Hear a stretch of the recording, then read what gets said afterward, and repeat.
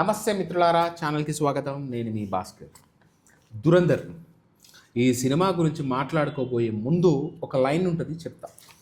ఏంటి అంటే, నిజము చాలా నిక్కచ్చితంగా ఉంటుంది, చాలా కటువుగా ఉంటుంది, చాలా ఘాటుగా ఉంటుంది, చాలా చేదుగా ఉంటుంది, డైజెస్ట్ చేసుకోలేము.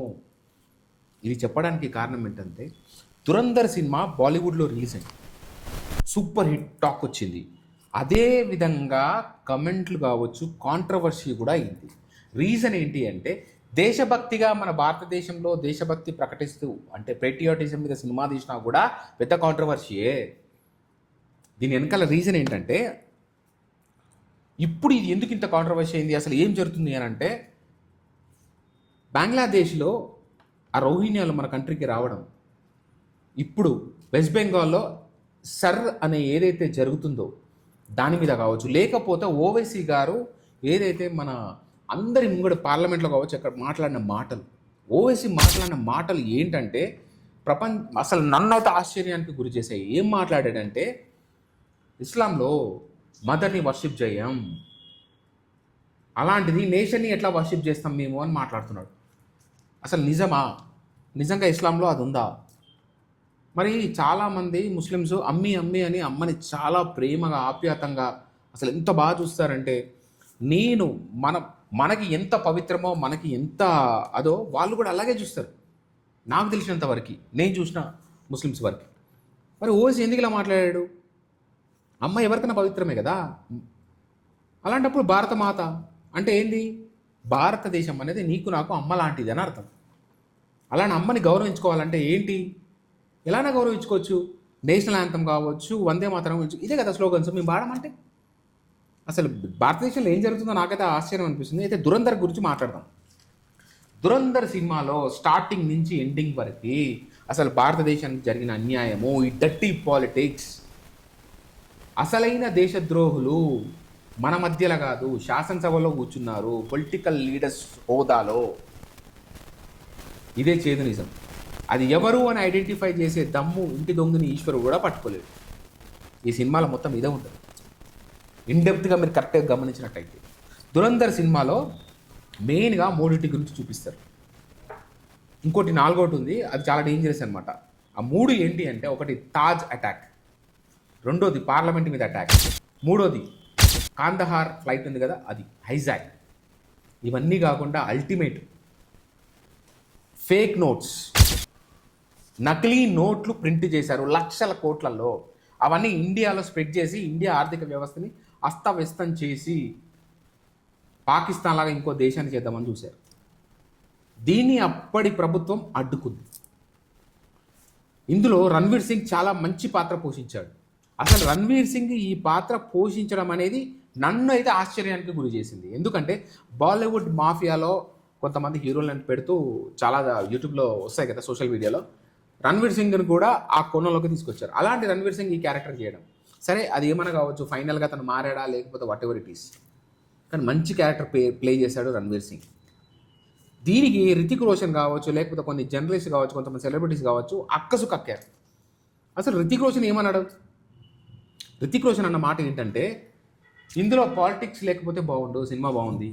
అరే ఏమైనా బుర్రుందా, కామన్ సెన్స్ ఉందా, లేకపోతే మైండ్ తుబ్బిందా? రెండు దేశాల మధ్య కొట్లాట అంటేనే పాలిటిక్స్ రా, రెండు దేశాల మధ్యలో మనస్పర్ధలు ఉన్నాయంటేనే పాలిటిక్స్. అది లేకుంటే ఎలా? అదే సినిమా. వాళ్ళు ఎంత దుర్మార్గులు, ఎంత నీచులు, టెర్రరిస్టులు, ఏం చేశారు, ఏం కథ అనేది కదా సినిమా. అది చూపించదంటే నీలాగా చొక్కాలు ఇప్పేసి సిక్స్ ప్యాక్ చూపించేసి హీరోయిన్తో రొమాన్స్ చేస్తూ బికినీల మీద బీచ్ల మీద తిరగాల, ఉరకాల. ఆ షారుఖ్ ఖాన్ ఒకడు, వాడు కూడా అంతే. రా ఏజెంట్లు అంత దరిద్రంగా ఉండరు నాయన. షారుఖ్ ఖాన్ లాగా, సల్మాన్ ఖాన్ లాగా హీరోయిన్లని, కత్రినా కైఫ్ని, దీపికా పడుకోలని బీచ్లలో వేస్తూ ఎక్స్పోజింగ్ చేస్తూ.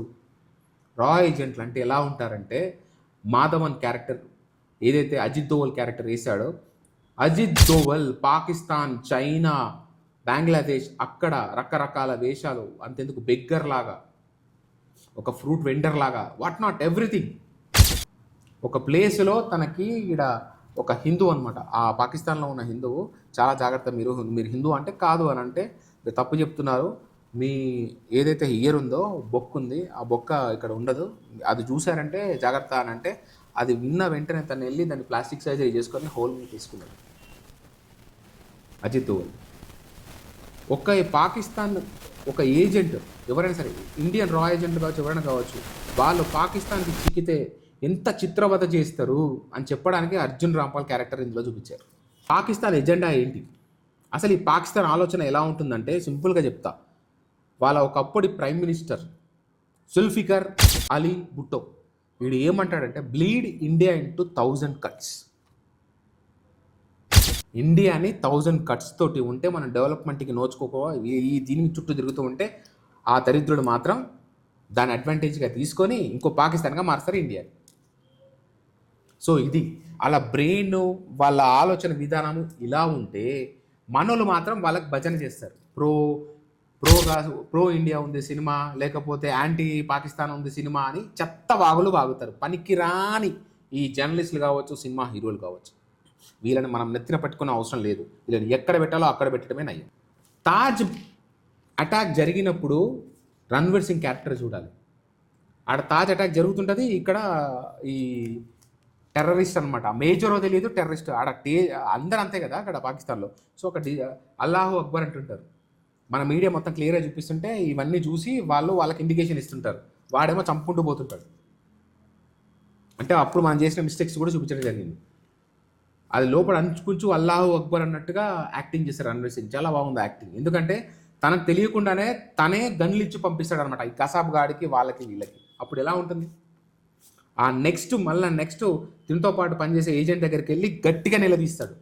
వక్తుకే పహలేమే సమాచారం పਹੁంచాతా, అయినా సరే సమయానికి ముందే నేను ఇన్ఫర్మేషన్ ఇచ్చాను ఇలా జరగబోతున్నాయి, అయినా ఎలా జరిగింది?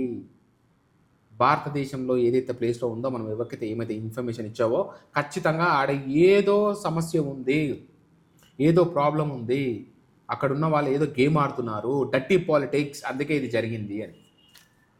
ఇంకా ఆ టైంలో ఏం పాలిటిక్స్, ఆ టైంలో ఉన్నోళ్ళు ఎవరో అధికారంలో, ఇంక మీకు చెప్పనవసరం లేదు. అంతేకాకుండా నెక్స్ట్ హైజాక్ జరిగినప్పుడు మాధవన్ని అక్కడున్న ఆఫీసర్స్ అడుగుతారనమాట. అంటే ఏంది, అజిత్ దోవల్ని, విల్ టేక్ యాక్షన్స్, మనం తీసుకుందాం, మన దగ్గర అవకాశం ఉంది, మనం యూటిలైజ్ చేద్దాం, ₹1 కూడా అవసరం, మాకు కొంచెం ఛాన్స్ ఇవ్వండి అని చెప్పి మాట్లాడుతున్న టైంలో మాధవన్ ఒకటే అంటారు అనమాట. అంటే అజిత్ దోవల్, ఇప్పుడు మనం రిస్క్ చేయలేము, ఈ గవర్నమెంట్ మనకు ఫేవర్గా లేదు, కాంట్ డూ ఎనీథింగ్ అన్నట్టుగా మాట్లాడతాడు. అంతేకాకుండా మీరు ఈ కరెన్సీ నోట్లు ఇవన్నీ కొన్ని లక్షలు ప్రింట్ చేసి ఇండియా ఆర్థిక వ్యవస్థను ఎట్లా దెబ్బతీద్దాం అనుకున్నారో ఆ క్లియర్ ఇన్ఫర్మేషన్ మొత్తం అప్పుడున్న ప్రభుత్వానికి ఇవ్వడం జరుగుతుంది. ఆ డెసిషన్ తీసుకోవడం వల్ల ఇండియా ఆర్థిక వ్యవస్థ పడలేదు, మనం ఇంకా స్ట్రిక్ట్గా అలాగే నిల్చోవడం జరిగింది. మనమేమో తలకమాసిన ఆలోచన చేస్తాడని చెప్పేసి మనం ప్రభుత్వం తిట్టుకుంటాం కదా, ఇది కనుక చేయకపోతే మనం. సో అప్పుడున్న గవర్నమెంట్ రైట్ డెసిషన్ తీసుకుంది.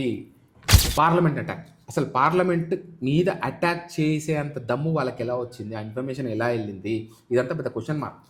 ఎంత దారుణమైన పార్లమెంట్ అటాక్. అంతేకాకుండా నాకు ఇంకో క్వశ్చన్, ఈ కరెన్సీని, ఫేక్ కరెన్సీని తయారు చేసే బ్లూ ప్రింట్, నాకు మెయిన్ అనుమానం ఏంటంటే అక్కడ క్లియర్గా వీళ్ళకి ఆ కరెన్సీని ముద్రించే ముద్ర ఎక్కడ దొరికింది, ఆ బ్లూ ప్రింట్ ఎక్కడ దొరికింది, వీళ్ళకి సహకరించిన ఆ ఎదవలు ఎవరు, ఆ కల్పరేట్స్ ఎవరు అనేది పెద్ద క్వశ్చన్ మార్క్. ఇంటి దొంగ లేని ఈశ్వరు కూడా పట్టుకోలేడు. మన దగ్గర మనము వాళ్ళకి సాయం చేయకపోతే ఎట్లా డబ్బు తయారైతుంది, అంతకన్నా డబ్బు 500, ₹1000 నోట్లు, అందుకే రద్దు చేయడం జరిగింది. సో ఇది ఫ్రెండ్స్, ఇంత డెప్త్ ఇన్ఫర్మేషన్ లోపల ఉంది. అక్కడికి వెళ్ళిన తర్వాత ఆ పాకిస్తాన్లో ఎలా ఉంటారు, ఏంది వాళ్ళ బ్రతుకులేంటి, అక్కడ మొత్తం గన్ షాట్స్, ఒక ఉమెన్కి రెస్పెక్ట్ ఉండదు, లాస్ట్కి కరెక్ట్ ఫుడ్ దొరకదు. అంత కష్టపడి పోయి చేయాల్సిన అవసరం ఏమొచ్చింది రా ఏజెంట్లకి? మన ఇండియాని, మన భారతదేశాన్ని కాపాడుకోవాలి అంటే అక్కడ రహస్యాలు మనకు తెలియాలి. ఎందుకు, రీజన్ ఏంటి అంటే మనం సైలెంట్ ఉంటాం కదా, దాడి చేయం కదా, వాళ్ళే వచ్చేప్పుడు మనం పడుతుంటే మనం ఎప్పుడు డిఫెన్స్ మోడ్లోనే ఉంటాం. సో వాళ్ళు ఎప్పుడు ఇక్కడ అటాక్ చేస్తారో మనకు తెలియదు కదా, అది తెలుసుకోనికే మన వాళ్ళు వెళ్ళి మన ప్రాణాలు తెగించి మరి ఆ ఇన్ఫర్మేషన్ మనకి ఇస్తుంటే మనకు వాళ్ళు పిచ్చోళ్ళగా కనిపిస్తారు. పనికిరాని సెలబ్రిటీలని మనం నెత్తిన వస్తాం. షారుఖ్ ఖాన్, సల్మాన్ ఖాన్, రితిక్ రోషన్, తోటకూర. రితిక్ రోషన్ కౌనా ప్యారియా సినిమా రిలీజ్ అయిన తర్వాత ఒక అటాక్ జరిగింది, మాఫియా. పాకిస్తాన్లో ఉన్న ఏదైతే మాఫియా ఉందో అలాంటి మాఫియానే దావుద్ ఇబ్రహీం లాంటి ఎతవలు కావచ్చు, ఇంకెవరైనా కావచ్చు, ఇక్కడ ఆపరేట్ చేయడం జరిగింది. ఇక్కడ బాలీవుడ్ మొత్తం మాఫియా కొన్ని లింక్స్ కూడా బయటపడడం జరిగింది. ఆయన సినిమాలు తీశారంట ప్రొడ్యూస్ చేసి, మీరు చూడొచ్చు యూట్యూబ్లో, చాలా సోషల్ మీడియాలో చెప్తా ఉంటారు. వాళ్ళు ఇక్కడ శాసించారు సెలబ్రిటీస్ని. అప్పుడు ఆ టైంలో రితిక్ రోషన్ సూపర్ ఫాస్ట్లో ఉన్నాడు అనమాట, క్రేజ్లో. అతన్ని స్టాప్ చేయడం కోసము వాళ్ళ నాన్న మీద అటాక్ చేశారు. అప్పుడు జారిన గుండె ఇంకా ధైర్యం తెచ్చుకోలేదు ఆ రితిక్ రోషన్. ప్రశ్నించాలనిపిస్తుంది, ఎందుకంటే మరి తప్పదు కదా రితిక్ రోషన్ మాట్లాడుతున్న మాటలు. ఈ జర్నలిస్ట్ రాధికా ఆప్తే మేడం ఎలాంటి సినిమాలు యాక్ట్ చేస్తుందో మీకు తెలుసు. ఈమె కూడా మనకి వేదాలు వర్తిస్తుంది. అసలు చిన్నపిల్లలు చూసేలా ఉందా సినిమా? నువ్వు ఏ సినిమాలు తీసావు? మా చిన్నపిల్లల సినిమాలు తీసావు కదా, చిన్నపిల్లలు చూసే సినిమాలు తీస్తావా? సో ఇది ఫ్రెండ్స్, అసలు ఏం మాట్లాడాలో నాకు అర్థం కాలేదు. దురంధర్ సినిమా మాత్రం ఖచ్చితంగా చూడాల్సిందే. అందులో ఉన్న ఫ్యాక్ట్స్ తెలుసుకొని తీరాల్సిందే. మన దేశం, మనమంతా ఒకటే. మనం ఒక్క పేట్రియాటిజం ఉండకుండా, ఒక దేశభక్తి ఉండకుండా, ఒక మనిషి ఉంటే వాడు ఉంటే ఏంది, లేకపోతే ఏంటి? ఇలాంటి భావజాలాలతో మిలిటరీలకు ఏం వెళ్తాం మనము? మన దేశాన్ని ఏం కాపాడుకుంటాము? మన మనుషుల్ని ఏం కాపాడుకుంటాం మనం? సో తస్మాత్ జాగ్రత్త, ప్రతి ఇండియన్కి నేను చెప్పేది. ఈ సినిమాలో చాలా డెప్త్ ఉంది, చాలా ఇన్ఫర్మేషన్ ఉంది. సో ఇది తెలుసుకోవాలంటే ఖచ్చితంగా మీరు ఒక్కసారి సినిమా చూడండి. Thank you so much friends. ఈ వీడియో మీకు నచ్చిందని నమ్ముతూ సైనింగ్ ఆఫ్, నేను మీ భాస్కర్.